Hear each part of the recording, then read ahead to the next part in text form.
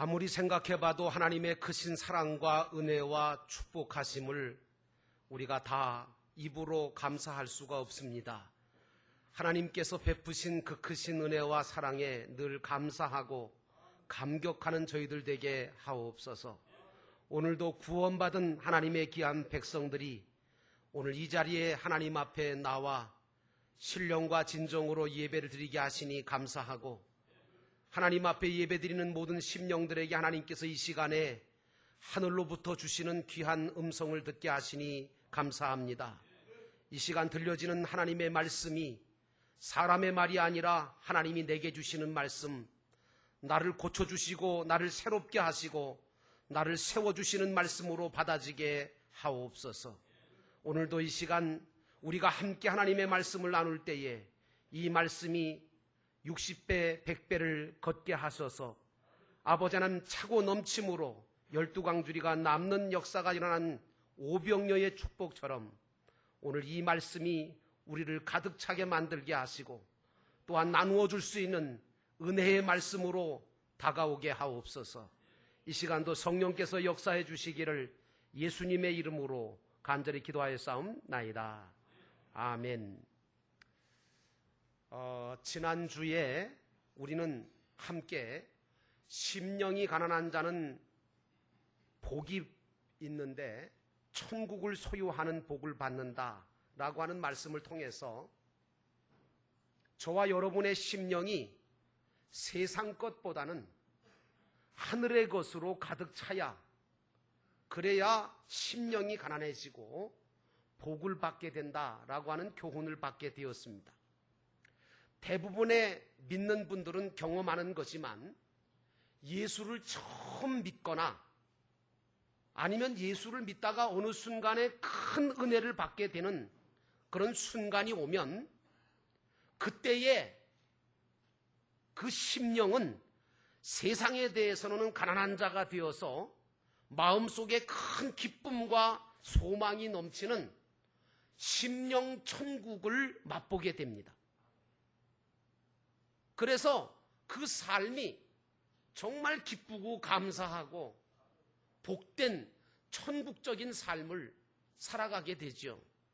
그런데 말이죠, 문제는 이런 천국적인 기쁨과 평안의 천국이 그렇게 오래 유지되거나 아니면 보장되지 못한다는데 문제가 있습니다.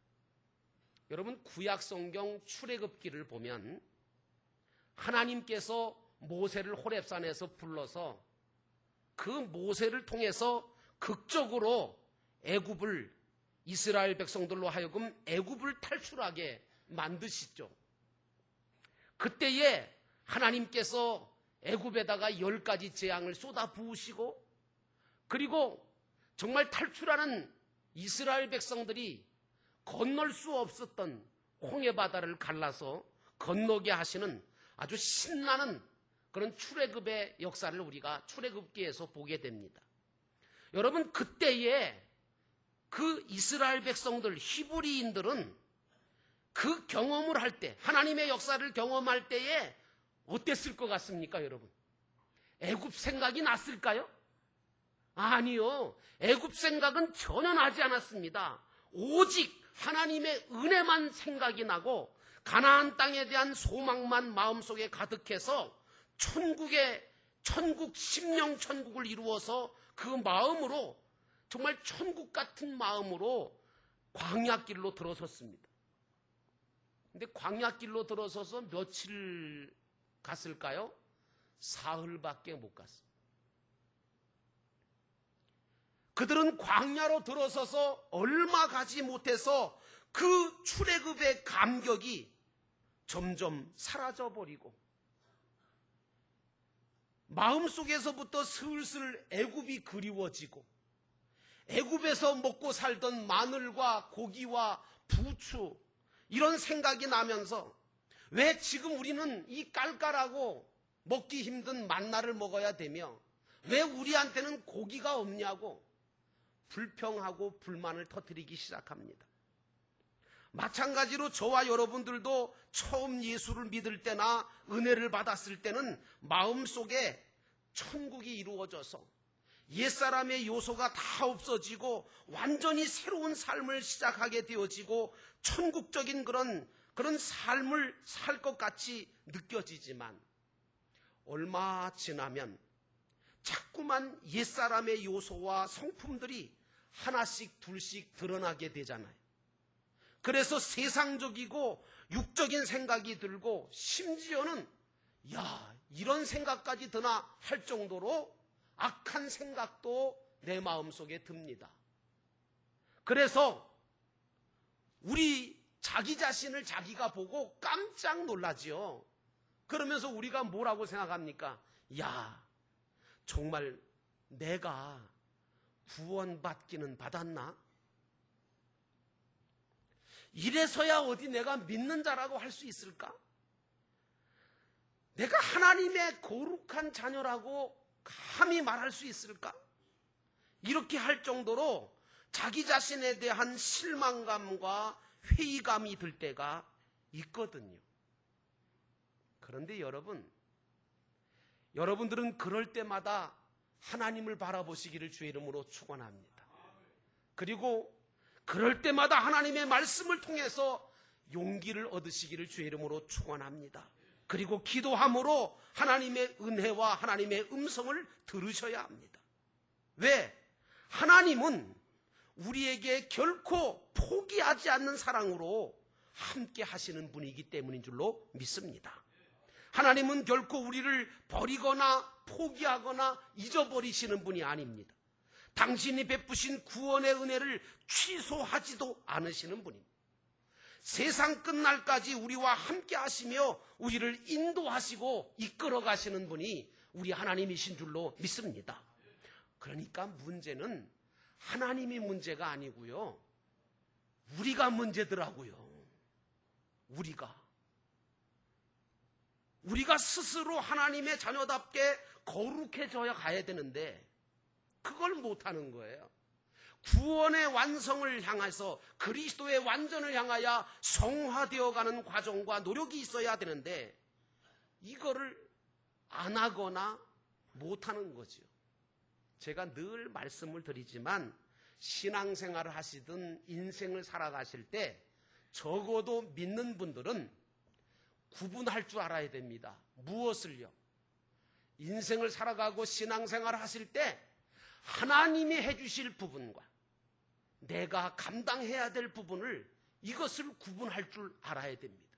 그래서 하나님이 해주셔야 될 영역, 하나님이 해주셔야 될 부분은 과감하게 하나님 앞에 맡기시기를 주의 이름으로 축원합니다. 그게 믿음이 좋은 겁니다. 그리고 내가 감당해야 될 것들을 기도하면서 말씀 중에 찾으셔서 그걸 감당함으로 말미암아 하나님의 인도하심과 축복하심을 받는 여러분 되기를 주의 이름으로 축원합니다. 오늘 예수님께서 말씀하시는 애통하는 자가 되는 것이 우리가 해야 할 일이에요. 그러니까 여러분들하고 제가 뭘 해야 되냐면 애통하는 자가 되는 것은 내가 해야 되는 거예요. 그리고 복을 주시고 위로를 주시는 건 하나님이 하실 겁니다. 여러분 이거 잊지 마셔야 됩니다. 복을 받기 위해서가 아니라 우리가 하나님 앞에 애통하는 자가 될 때 하나님은 나를 복 있게 만들어 주시고 우리에게 하나님의 위로를 부어 주시는 줄로 믿습니다. 오늘 예수님께서 팔복을 말씀하시면서 두 번째로 애통하는 자는 복이 있다고 말씀하시면서 애통하는 자는 하나님의 위로를 받을 것이라고 말씀하고 있습니다. 여러분 세상에서는요, 우는 사람, 이 우는 사람은 재수 없다 그래요. 우는 사람은 복이 없다 그러죠. 그렇잖아요, 여러분. 그래서 세상 사람들은 대부분 그래요. 울면 복이 없다, 재수가 없다 그렇게 말하는데 우리 예수님은 반대로 애통하는 자, 우는 자가 복이 있다는 겁니다. 그러므로 우리는 여기서 예수님이 말씀하시는 애통하는 자란 우리가 생각하는 애통하는 것과는 뭔가 다른 애통이라는 사실을 깨달아야 됩니다. 보통 여러분 세상 사람들은 언제 많이 웁니까? 여러분들이야 울 일이 별로 없으시니까 그런지 모르겠는데 세상 사람들은 언제 많이 울지요? 첫째는 억울할 때. 억울한 일 당할 때 울어요. 그리고 두 번째는 분할 때도 울어요. 어떤 분 보니까 진짜 분하니까 참지를 못하고 울더라고.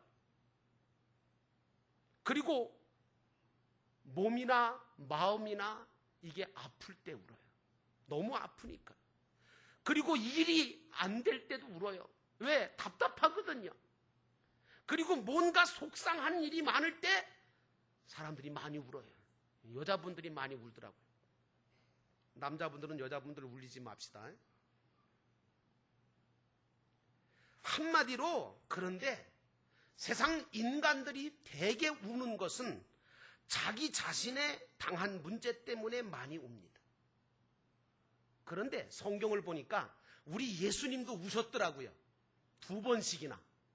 언제 울었나 그랬더니 죽은 나사로의 무덤 앞에서 우셨어요. 그리고 또 한편은 멸망당할 예루살렘을 바라보시고 우셨습니다. 그런데 예수님의 울음은 자기 자신 때문에 우신 것이 아니라 죽은 나사로 때문에 우셨어요. 멸망당할 예루살렘 성과 이스라엘 백성들을 사랑하시는 마음 때문에 안타까워서 우신 울음이었습니다.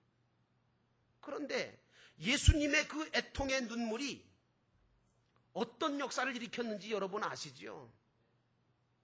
예수님의 그 애통의 눈물이 죽은 나사로를 살린 줄로 믿습니다. 예수님의 그 눈물이 예루살렘과 온 인류를 죄악에서 멸망에서 구원하신 거예요. 이처럼 눈물의 기도, 애통하는 기도만큼 능력 있는 기도는 세상에 없습니다. 이 애통을 제일 잘하시는 분이 누굴까 생각해 보니까 부모님들이에요. 부모님들. 이 자식들은 몰라요. 부모님들이 이 애통을 참 많이 하세요. 자식들 때문에. 특별히 어머니 같은 분들은 정말 성품이 하나님을 닮으셔가지고 자녀를 위해서 애통하며 하나님 앞에 눈물로 기도하실 때가 참 많습니다. 저희 어머니도 눈물을 얼마나 많이 흘리셨는지 몰라요. 그래서 제가 있는 것 같아요. 목장에 가보면 목자와 목녀들은 자기 목장 식구들을 위해서 남모를 눈물도 기도하시는 것을 보게 됩니다. 그러면 왜 이렇게 애통하는 것이 복이 되느냐? 여러분, 애통한다고 다 복이 되는 줄 아세요? 아니에요. 애통하는 게 복이 되는 이유가 뭐냐? 하나님 때문입니다. 예? 하나님이 안 계시면 애통하는 게 복이 되질 않아요. 생각해 보세요, 여러분. 사람을 보고 울어보세요. 복이 돼? 병신 취급받죠? 무시당하죠? 저놈 칠칠 맞게 왜 내 앞에서 울어? 사람들 앞에서 울어보세요. 복이 안 돼요. 근데 하나님 앞에서 울면 복이 되는 줄로 믿습니다. 여러분 산을 보고 울어보세요. 글쎄 속은 시원해질지 모르겠네요. 근데 복이 됩니까? 은혜가 됩니까? 해결은 되시나요? 안 되지요. 돌 보고 울어보세요. 나무 보고 울어보세요. 전혀 복이 되지 않지요. 그런데 하나님을 바라보고 다른 사람을 위해서 하나님의 심정을 가지고 울면 반드시 복이 되어진다는 거예요. 왜냐하면 그 애통을 하나님께서 들으시거든요. 그 애통하는 것을 주님이 보시거든요. 그리고 응답하시고 위로를 주시기 때문인 줄로 믿습니다. 그래서 부모의 기도로 그 자녀들이 복을 받게 되는 겁니다. 목사의 기도가 있을 때 교회가 성도가 복을 받게 되고, 목장의 목자와 목녀가 기도할 때 목장 안에 있는 목원들의 가정에 은혜가 넘치고 복이 넘치는 놀라운 변화와 기적이 일어나는 줄로 믿습니다. 그렇다면 애통은 어떻게 해야 하나님께서 역사하시는 애통이 될까? 받으실 만한 애통이 될까? 진정한 애통일까? 애통에는 두 가지가 있어야 됩니다. 첫째는 회개가 있어야 되고요. 또 하나는 간구가 있어야 됩니다. 기도, 간구. 여러분, 회개에 대해서는 여러분들이 하도 많이 들어서 아시겠지만 회개라고 하는 단어는 회자와 개자라고 하는 이 두 개가 합쳐진 단어입니다. 그래서 회라고 하는 건 뭐냐? 과거에 일어났던 것들에 대해서 후회하고 한탄하는 것이 회예요. 그런데 개는 뭐냐? 변화하고 돌이키는 거, 이게 개입니다. 그러므로 회개에서 중요한 것을 따지자면 회보다는 개가 중요합니다. 대개 기독교인들이 회개를 하면 지난 일을 후회하고 한탄하는 것으로 끝날 경우가 많아요. 여러분, 후회하고 한탄하고 끝나는 회개는요, 그건 온전한 회개가 아닙니다. 어떤 사람은 후회하고 한탄하다가 조금 더 심하면 남을 원망하고 불평하고 그러다가 말기 쉬워요. 그렇기 때문에 진정한 회개는 개가 일어날 때, 변화가 일어날 때 여기에 회개의 완성이 이루어지는 줄로 믿습니다. 그래서 기독교의 회개를 가리켜서 해산의 고통이다 이렇게 말합니다. 여러분, 해산할 때 여자분들이 해산할 때 보셨어요? 죽을 힘을 다하죠. 진짜로 고생 많이 합니다. 여러분, 야곱이 야복강에서 에서가 쫓아온다는 그 밤에 하나님 앞에 거기에서 기도합니다. 무슨 기도했을 것 같아요? 애통하는 기도였어요. 회개의 기도였다고요. 하나님, 내가 지금까지는 야곱처럼 간사하게 남을 이용해 먹으려고 하고 남 속이려고 하고 그렇게 살아왔습니다. 하나님, 내가 회개하오니 나를 변화시켜 주시고 이 상황을 정리시켜 주십시오. 하나님 앞에 애통하며 밤새도록 천사와 씨름하며 기도했던 오늘 야곱에게 하나님은 이스라엘이라고 하는 변화된 축복의 이름을 허락하시고 에서 형의 마음을 바꾸어 주시지 않았습니까? 그러므로 회개는 거듭나고 새로워지는 것을 가리켜서 회개라고 할 수 있습니다. 예수님께서 누구든지 다시 거듭나지 않으면 하나님 나라에 볼 수가 없다라고 말을 했을 때 니고데모가 예수님, 사람이 늙었는데 어떻게 다시 어머니 뱃속에 들어갔다가 다시 나옵니까? 하고 반문했잖아요. 근데 예수님께서 뭐라고 말씀하시냐면 물과 성령으로 거듭나지 아니하면 하나님의 나라에 들어갈 수가 없다는 거예요. 그러므로 참된 회개하는 애통은 거듭나고 새로워지는 것이 진정한 애통입니다. 그러므로 진정한 애통이 된 사람은 변화가 일어나게 돼 있습니다. 진정한 애통은 내 안에 버릴 것과 끊어버릴 것, 그리고 없애버릴 것들을 다 없애고 끊어버리고 새롭고 변화되도록 새롭게 하는 운동이 바로 애통하는 운동인 줄로 믿습니다. 나는 여러분에게 애통하는 기도가 있기를 주의 이름으로 축원합니다. 이 애통하는 회개의 기도가 있을 때 변화의 역사가 일어나는 것입니다. 그런데 이 애통은 성령께서 함께 역사하여 주셔야만 가능합니다. 사실은 내 힘만 가지고는 애통의 기도가 되질 않습니다. 성령이 나를 감동시키시고 감화시키시고 우리로 하여금 애통하며 회개할 마음을 갖게 하심으로 그때에 내가 하나님 앞에 애통하고 회개하면 하나님이 들어주시는 줄로 믿습니다. 그 다음에 애통에는 간구, 기도가 있어요. 여러분, 애통에는 기도라고 하는, 간구라고 하는 게 있는데 애통의 기도는 끊임없는 간구를 뜻합니다. 여러분, 성경에 보면 예수님께서 그런 비유를 말씀하셨어요.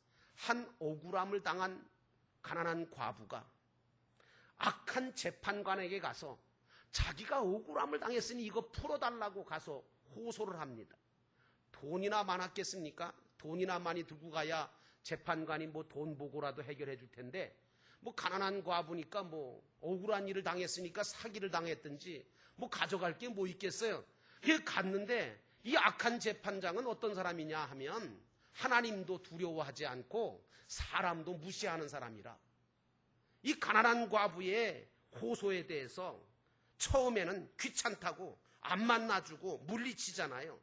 그런데 어떻게 됩니까? 결국에는 끈질긴 간구와 기도로 매달리니까 이게 어떡합니까? 그래서 정말 들어주지 않을 수 없는 그런 아주 정말 끈질긴 그런 간구와 기도 때문에 그 악한 재판장이, 하나님도 두려워하지 아니하고 사람도 무시하는 악한 재판장이 그 가난한 억울한 당한 과부의 기도를 들어주셨다고 예수님이 말씀하시면서, 하물며 하늘에 계신 하나님 아버지께서, 너희 아버지께서 억울함을 당한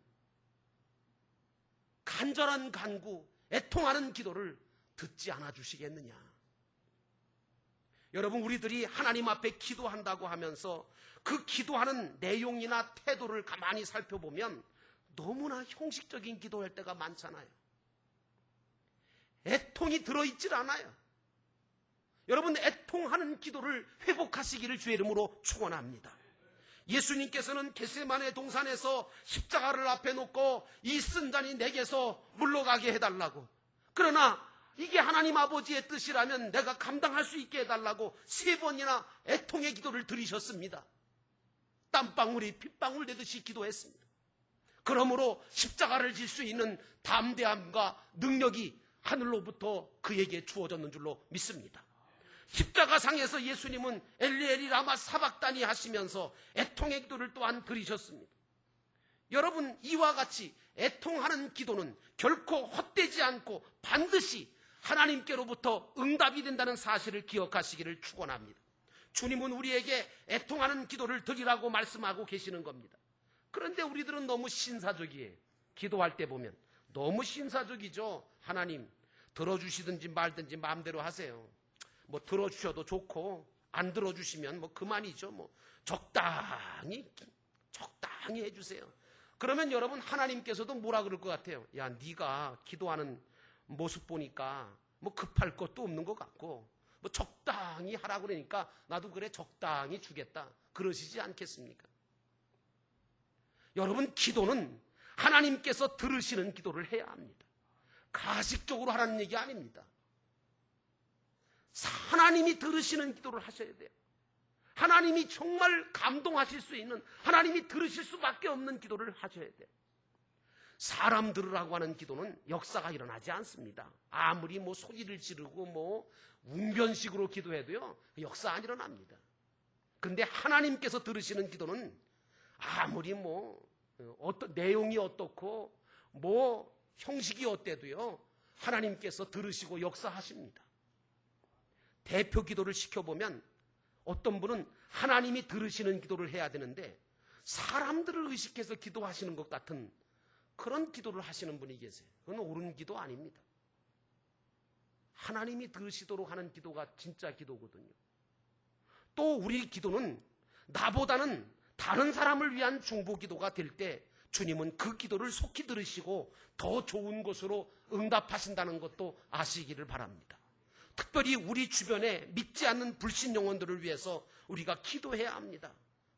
또한 여러분, 원수를 위해서도 기도하시기를 주의 이름으로 부탁을 드립니다. 왜? 원수를 위해서 기도해야 돼요. 그런데 여러분, 참고적으로요, 밖에 있는 원수가 원수예요? 원수 같은 사람이에요?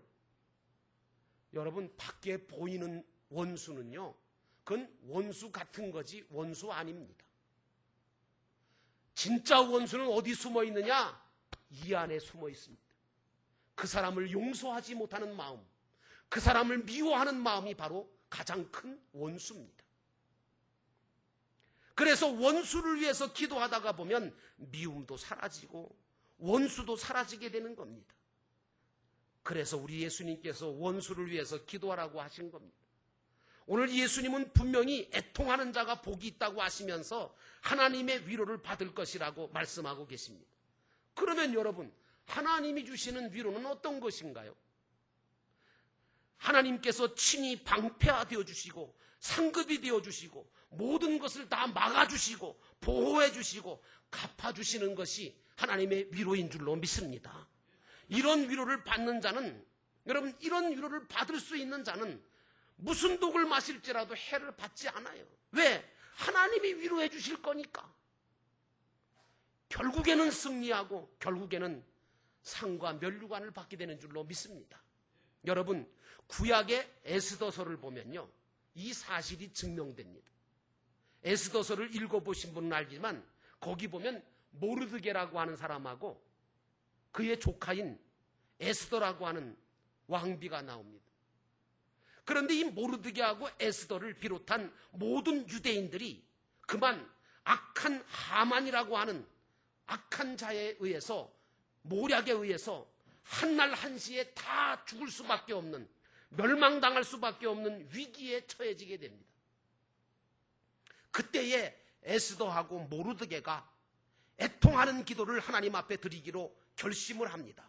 그리고 온 유대인들과 함께 3일 동안 금식을 선포하고 하나님 앞에 애통하는 기도를 드린 후에 아하수에로 왕 앞에 에스더가 대표로 죽음을 무릅쓰고, 부르지도 않았는데 나가면 죽거든요. 죽음을 무릅쓰고 그 앞에 나아가 자기 민족의 위기를, 이 사실을 알리기로 했지 않습니까? 어떻게 됐습니까? 하나님은 그 애통하는 기도를 들으셨는 줄로 믿습니다.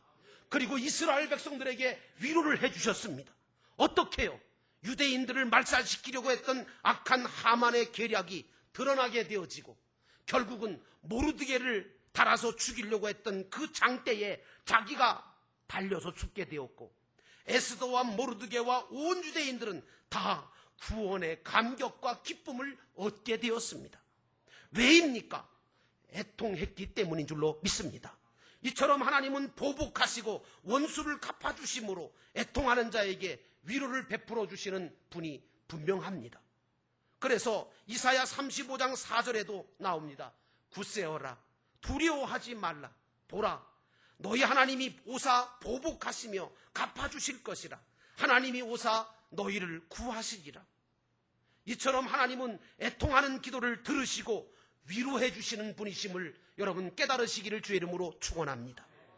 지금 이 시간부터 여러분들은 애통하는 자가 되셔서 하나님의 위로를 계속해서 받으시면서 하나님께서 주시는 능력으로 모든 위로와 힘과 능력을 주시는 가운데 승리하는 인생을 살아가시기를 주의 이름으로 축원합니다. 우리 기도하시겠습니다.